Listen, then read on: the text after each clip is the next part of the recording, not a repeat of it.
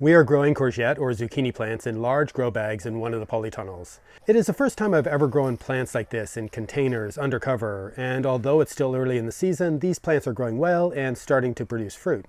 But obviously I haven't been watering them enough in the last few days, as I noticed that the leaves of some of the plants are starting to wilt in the afternoon heat. We have been getting some very warm and sunny weather, at least for Ireland, and the polytunnels are very hot inside, and the black plastic of the grow bags probably isn't helping. These plants are already quite large and growing quickly, and courgettes are the type of plant that need a lot of water and apparently do much better with consistently moist soil.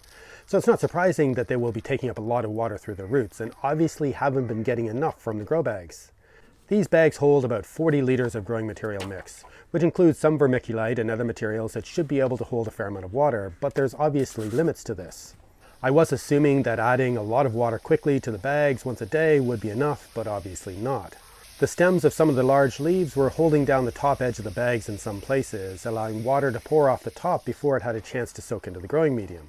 I also suspect that the roots of the plants have pulled out so much water out of parts of the growing medium that it has dried out too much and won't easily absorb water again, which is a common occurrence when growing in containers. An easy but time-consuming solution is to water these plants several times a day during the really hot weather, and to water more slowly, a bit at a time, to allow the water to soak in. But a better solution is to finally install the dripper watering system for these grow bags and the climbing beans beside them, similar to what I've already set up in the bags of strawberry plants, and I should have done this earlier.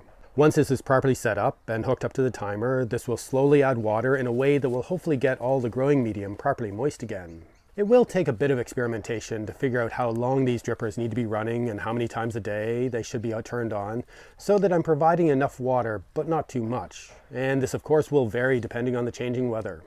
Some of the leaves on the plants are obviously damaged from the short periods without water, but all the plants are growing well again and should continue to produce if I continue to do my job to make sure that they consistently have enough water and nutrients.